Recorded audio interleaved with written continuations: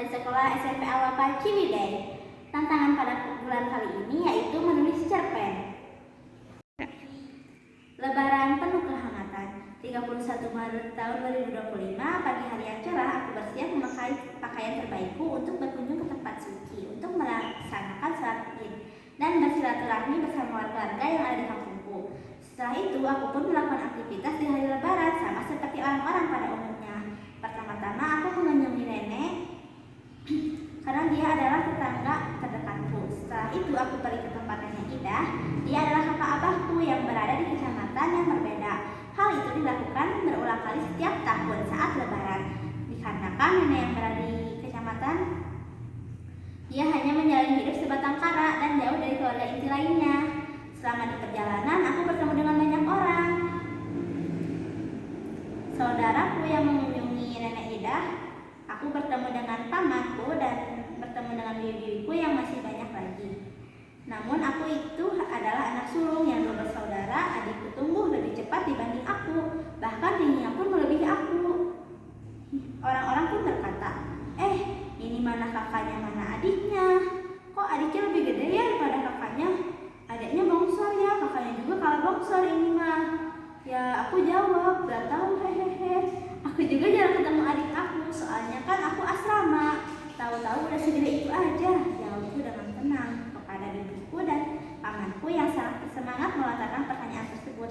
Aku sudah terbiasa dengan pertanyaan itu karena memang faktanya seperti itu dan aku juga tidak marah sama sekali jika dilontarkan pertanyaan berikut karena aku juga tidak terlalu ambil hati dengan perkataan seperti itu. Setelah itu kami semua makan bersama. Setelah makan bersama, kami mulai berbincang-bincang mengenai keseharian kami masing-masing. Dan aku menceritakan bahwasannya pagi ini aku telah berziarah ke makam abah dan bersilaturahmi bersama keluarga yang ada di daerah yang sama. Aku tadi sholat Id tahu di Awi Puncak. Pokoknya pagi-pagi aku udah ngetrek aja, capek tahu, ucapku kepada Neng Wawa dan Arfan. Kenapa gak ikut aja di Kulon? Enak tahu di Kulon, jawab Neng Wawa dengan ekspresi khasnya. Iya, padahal di Kulon ngomong, teteh itu kalau perpulangan jarang ke Kulon, timpal Arfan dengan nada bercanda. Maaf, aku juga bukannya gak mau, cuman aku juga pengen liburan, jawabku dengan nada biasa menunjukkan ekspresi memelas. Setelah perbincangan yang menyenangkan dan panjang, kami menikmati alam yang indah yang ada di rumah nenek Ida, karena rumah nenek Ida berada di bukit di daerah Soreang. Setelah berkunjung ke rumah nenek Ida selama mungkin 3 jam lebih, kita memutuskan untuk pulang ke rumah masing-masing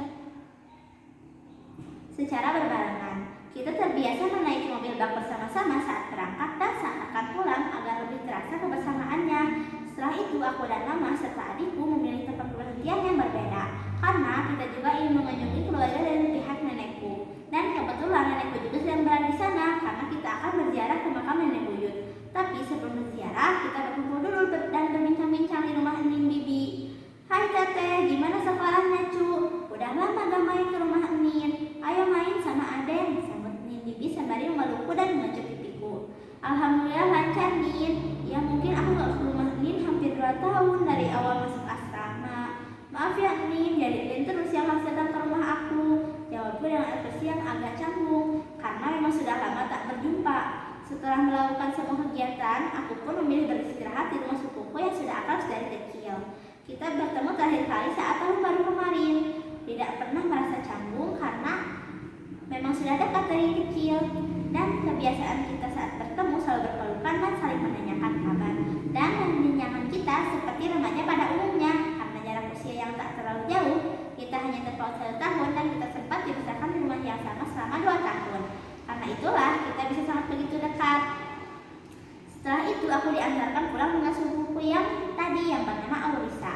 Sesampainya di rumah kami berbincang dulu sambil berpamitan dengan Aurisa. Tak selang lama kami sekeluarga mendapat pesan bahwasannya keluarga dari mendiang papa akan datang untuk bersilaturahmi dan berziarah ke makam papa.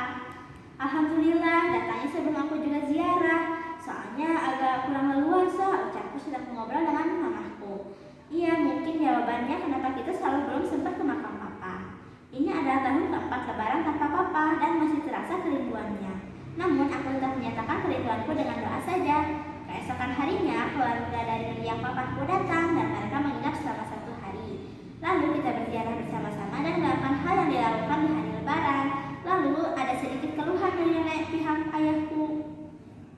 merasa tidak nyaman karena nenek selalu mengatakan, "Hayu pulang, takut kemacetan." Lalu anak-anaknya atau paman dan bibiku selalu mengatakan, "Sebentar ya, masih pada asik, kasihan cucu lainnya masih sedang menikmati kebersamaan." Namun ujung-ujungnya karena nenekku tetap berpegang teguh dengan pendiriannya, tetap ingin pulang, kami sekeluarga sudah tidak merasa aneh dengan hal yang dilakukan oleh nenekku dan hanya bisa menurutinya saja. Setelah itu kita mengantarkannya berangkat pulang ke Cianjur. Setelah itu kita merencanakan untuk pergi ke Pantai Cemara yang terletak di Cianjur untuk berlibur. Kita merencanakan hal ini secara mendadak dan kami mengajak saudara-saudara terdekat kami, mengajak Nin, Bibi, Nenek, Uwa, dan cucu-cucunya. Kita berangkat sekitar jam 4 subuh dan berbelanja di Pasar Ciberem dan menikmati keindahan Ciwidey. Dan keindahan itu sirna ketika sedang macet. Tapi di balik macet yang panjang, kami semua mendapat kebahagiaan. Kita bercanda, tawa, riang, dan menceritakan banyak kejadian yang pernah terjadi. Seperti aku dan Ican, dulu aku sama Ican itu dekat banget. Setiap bertemu, Ican pasti memeluk dan mengejutku sampai menangis. Makanya aku lebih nyaman bersama Aden. "Iya, Ican mah dari dulu suka kayak gitu, nyiksa tahu," ucapku dengan nada agak marah karena memang masih menyimpan sedikit dendam. "Ya wajar gak sih anak kecil suka kayak gitu? Kamunya aja yang gak wajar," ucap Ida dengan nada nyeleneh. "Udah, jangan berantem, lihat Aden. Adem gak pernah berisik kayak kalian berdua," ucap mamaku yang sudah sedari tadi mendengarkan pertengkaran yang tidak ada ujungnya. "Mendingan pada nyemil daripada berantem. Ayo Ican, Aden pada makan dulu, ambil aja kalau pada mau," ucap mamaku membuat semua orang lebih terfokus untuk menikmati macet dengan makanan. Saat Aden ingin membawa makanan yang telah disajikan oleh mamaku, Nin Bibi menepis tangan Aden dan mengatakan bahwasannya Aden tidak boleh membawa makanan tersebut karena milikku dan adikku. Ulah, Aden punya cita-cita sama kakak. Padahal ya mamaku membeli makanan tersebut agar kita semua anak-anak bisa makan. Awalnya kita semua berpikir mungkin Nin merasa tidak enak dan takut merepotkan. Jadi aku dan Icat menggunakan trik lama, yaitu membeli makanan dengan jumlah yang banyak lalu memberikannya kepada Aden. "Aden, ini makan, jangan sampai nanti mogok perjalanan gara-gara gak makan doang," ucap Ijat menjodorkan makanan kepada Aden sambil berbisik agar Nin Bibi tidak mendengarnya. Lalu aku juga menimpali perkataan Icat. "Ya tuh Den, kalau mau bilang aja kita aja ya." Setelah kejadian itu, kita semua hanya terdiam melihat kemacetan yang semakin padat dikarenakan ada bis yang mogok dan membuat isi jalan padat. Tiba-tiba saja saat bisa bergerak sedikit, ada mobil di depan mobil kita yang mundurnya mungkin disekalikan dan menabrak. Seisi mobil terkejut mendengar hal itu dan penasaran dengan apa yang terjadi. Lalu omku keluar dengan emosi yang meledak-ledak karena mungkin ingin mengetahui apa yang dimaksud pengendara mobil yang menabrak mobil kita. Dan alhamdulillahnya mobil hanya sedikit lecet dan agak penyok. Ya walaupun itu agak sedikit berat untuk diterima. "Wah, Agus ngambek ya," ucap para ibu-ibu menggosipkan kejadian tersebut. Setelah itu, setelah macet yang panjang, akhirnya bisa mengendarai dengan tenang dan aman tanpa kendala. Tapi ternyata pengemudi mobil yang menabrak mobil kita mungkin ingin bertanggung jawab atas kejadian tersebut. Mungkin karena Agus sudah terbawa emosi saat mobil tersebut berklakson dan meminta berhenti sejenak untuk berbicara baik-baik, Agus menolak dengan cara meninggalkannya. Dan Agus mengejar waktu agar tidak terlalu siang saat sampai di Cemara. Sesampainya di Pantai Cemara, kita mencari tempat dulu untuk berteduh. Sesudah sampai di laut, kita bertemu dengan tetangga. Padahal gak janjian, gak apa. Tiba-tiba ketemu orang lembur. Basa-basi mama sama Atedian. "Iya ya, jadi liburannya bareng." Saat itu kita semua mengisi perut kita sebelum bermain. Lagi-lagi Nin Bibi mengatakan hal yang membuat semua orang agak kesal. Namun kita masih ingin bersenang-senang dan tidak terlalu memikirkan hal tersebut. Lalu kita bersenang-senang dan menikmati ombak yang asyik dan melihat pemandangan yang indah. Berburu kerang, memainkan pasir, membentuk istana yang megah dan membuat kolam kecil untuk ombak menyisikan airnya di dalam kolam kecil tersebut. Setelah itu aku dan adikku menyeduh mie pop untuk mengisi perut yang agak kedinginan setelah terkena ombak dan membawanya di tepi pantai agar bisa melihat pemandangan laut yang indah. Setelah itu aku dan adikku menyeduh mie pop, Icat dan Aden pun melakukan hal yang sama. karena mereka berpetualang begitu jauh saat menerjang ombak. Namun setelah Ica dan Aden kembali, Min meminta tolong kepada Aden untuk menyadukan mie pop untuk Syabil, adik Aden.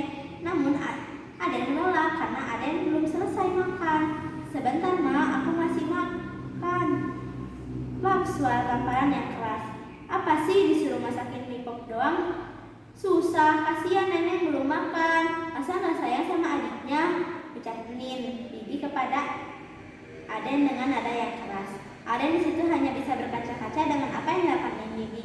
"Iya Mak, aku dan Ica hanya bisa menepuk dada Aden." "Sabar ya," ucapku dan Ica berbarengan.